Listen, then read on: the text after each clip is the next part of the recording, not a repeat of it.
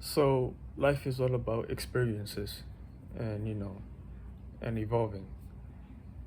But when it comes to, death, such and such, I don't understand why people think, this is the end of the experience. Or, religious people think they're going to heaven or whatever fantasy land they're going to. Why do you think that if you're here now, if there's a science behind how you got here. You didn't get here for no reason. You came here through your parents, and and this is the cycle that you're continuing. You're supposed to have kids with another partner, and your kids are gonna have more kids, and such and so on. So this is the evolutionary expansion that we're going through right now. So as you can see, life, the animals, the bacteria expanding, evolving. You know, this is why religious is like a mental illness and a sickness.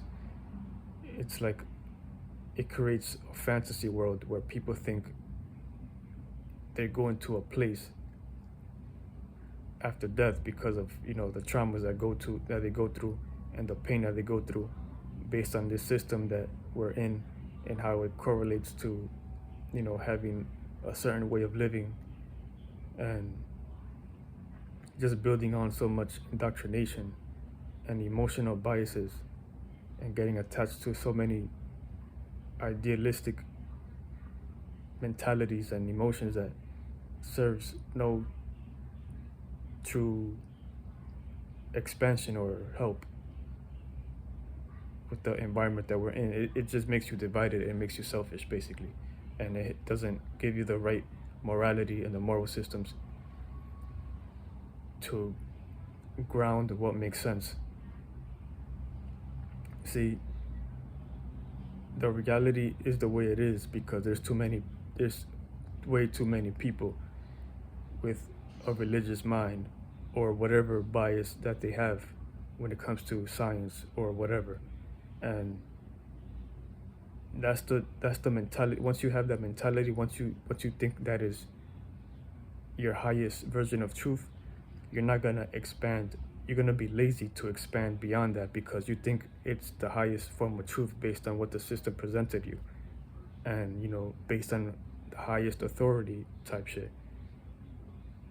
And the way you see the system, you think it's you think they're the highest authority.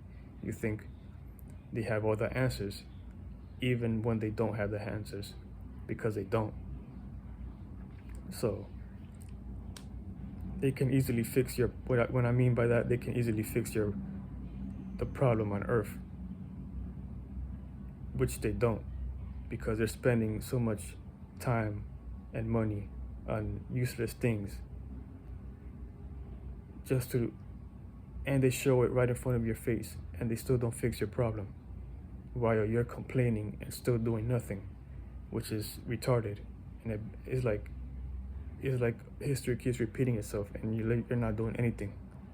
Society is not doing shit. Like, this shit makes no sense. So what good is a bias or a belief gonna do to you if it's making you grounded in your own selfish ways? Like, do you get it? Like, we all have the ability to think. We all have the ability to have emotions.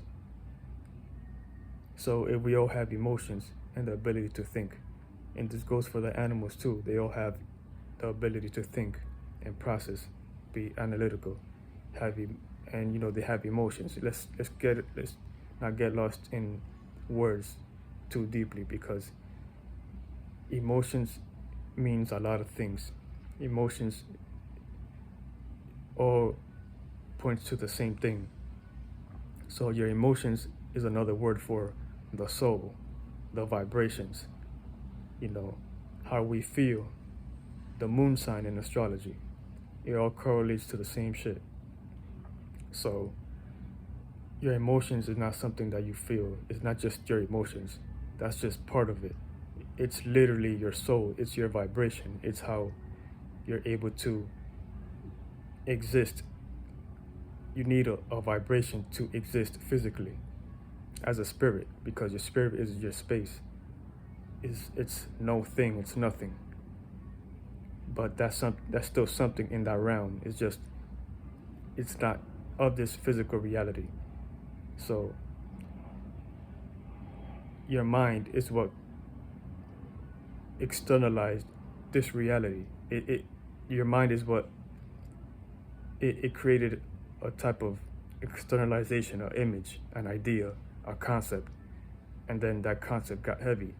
It got, it put emphasis into that idea, that concept, that imagination, and it became dense, it became heavy, it became a reality, externalizing, and then it internalized into that.